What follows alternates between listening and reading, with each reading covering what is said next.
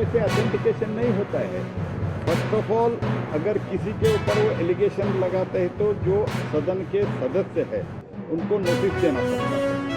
अगर वो सदन के सदस्य नहीं है तो ऐसे एलिगेशन वाइल्ड एलिगेशन नहीं लगा सकते। फिर भी बोलने के बाद ऑथेंटिक करो बोले तो मैं ऑथेंटिक करता हूँ बोले तो ऑथेंटिकेशन नहीं होता है।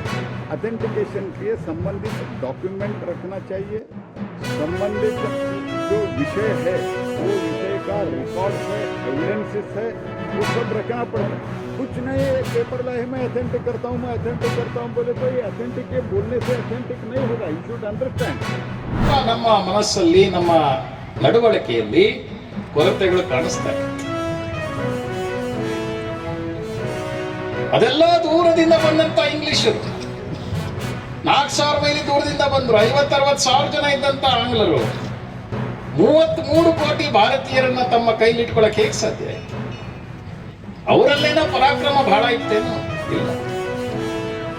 ನಾವಿಷ್ಟು ಪರಾಕ್ರಮಿಗಳು, ಇಷ್ಟು ಜ್ಞಾನಿಗಳು, ಇಷ್ಟು ಸಂಪದ್ಭರಿತರು, ಆದ್ರೂ ಪರಸ್ಪರ ನಮ್ಮಲ್ಲಿದ್ದಂತಹ ದೋಷದ ಕಾರಣ ನಾನು ಆ ಜಾತಿ, ನಾನು ಈ ಜಾತಿ, ನಾನು ಮೇಲು, ಇವನು ಕೀಳು, ನಂದು ಆ ಭಾಷೆ, ನಂದು ಈ ಭಾಷೆ, ನನ್ನ ಸ್ವಾರ್ಥ, ಇದರ ಕಾರಣದಿಂದ ಇಂಗ್ಲಿಷರ ಕೆಳಗೆ ನಾವು ಗುಲಾಮರಾಗಿ ಬದುಕು.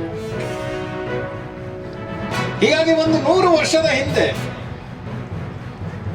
ಪರಂ ಪೂಜನೀಯ ಡಾಕ್ಟರ್ ಕೇಶವ ಬಲಿರಾಮ್ ಹೆಡ್ಗೇವಾರ್ ಅವರು ನಾಗಪುರದಲ್ಲಿ ಈ ಹಿಂದೂ ಸಮಾಜದ ಸಂಘಟನೆಯನ್ನ ನಿರ್ಮಾಣ ಮಾಡಕ್ಕೋಸ್ಕರ ರಾಷ್ಟ್ರೀಯ ಸ್ವಯಂ ಸೇವಕ ಸಂಘದ ಸಂಸ್ಥಾಪನೆಯನ್ನ ಮಾಡಿದರು.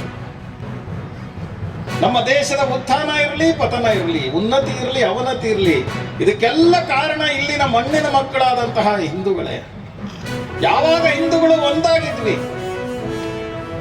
ನಮ್ಮತನವನ್ನ ಮೆರಿತಿದ್ವಿ, ಆಗ ಜಗತ್ತು ಭಾರತದ ಕಡೆ ಗೌರವದಿಂದ ನೋಡ್ತಾ ಇತ್ತು. ಯಾವಾಗ ನಾವು ನಮ್ಮತನವನ್ನ ಮರೆತ್ವಿ, ಪರಸ್ಪರ ನಮ್ಮಲ್ಲೇ ಜಗಳ ಶುರು ಮಾಡ್ಕೊಂಡ್ವಿ, ಜಗತ್ತು ನಮ್ಮನ್ನ ಗುಲಾಮರಾಗಿ ನಡೆಸಿಕೊಂಡು. ಹೀಗಾಗಿ ಒಂದು 100 ವರ್ಷದಿಂದ ರಾಷ್ಟ್ರೀಯ ಸ್ವಯಂ ಸೇವಕ ಸಂಘ ಹಿಂದೂ ಸಮಾಜದ ಎಲ್ಲರನ್ನು ಜೋಡಿಸುವ ಕಾರ್ಯದಲ್ಲಿ ತೊಡಗಿದೆ. ಆ ಸಂಘಕ್ಕೆ 100 ವರ್ಷ ತುಂಬದಲ್ಲಿ ಸಂಘ ಯಾವ ಉದ್ದೇಶಕ್ಕಾಗಿ ಪ್ರಾರಂಭ ಆಗಿತ್ತು, ಹಿಂದೂ ಸಮಾಜದ ಸಂಘಟನೆ, ಆ ಸಂಘಟನೆಯನ್ನ ಇನ್ನಷ್ಟು ಬಲಿಷ್ಠ ಮಾಡಕ್ಕೋಸ್ಕರ, ಹಿಂದೂಗಳಲ್ಲಿ ಇನ್ನಷ್ಟು ಭಾರತ ಮಾತೆಯ ಬಗ್ಗೆ ಶ್ರದ್ಧೆಯನ್ನ, ಅಭಿಮಾನವನ್ನ ನಿರ್ಮಾಣ ಮಾಡಕ್ಕೋಸ್ಕರ ಈ ಹಿಂದೂ ಸಮ್ಮೇಳನದ ಆಯೋಜನೆ ಆಗಿದೆ. ಹಿಂದೂ ಸಮಾಜದ ನೇತೃತ್ವದಲ್ಲಿ ಈ ಹಿಂದೂ ಸಮಾಜದ ಸಂಘಟನೆ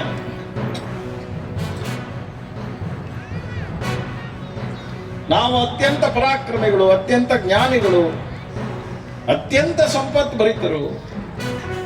ಆದ್ರೆ ಇದೆಲ್ಲವೂ ಇದ್ದಾಗಲೂ ನಾವು ಯಾರು ಅನ್ನೋದನ್ನ ಮರೆತರೆ ಬೇರೆಯವರು ಬಂದು ನಮ್ಮನ್ನು ಆಕ್ರಮಣ ಮಾಡೇ ಮಾಡ್ತಾರೆ.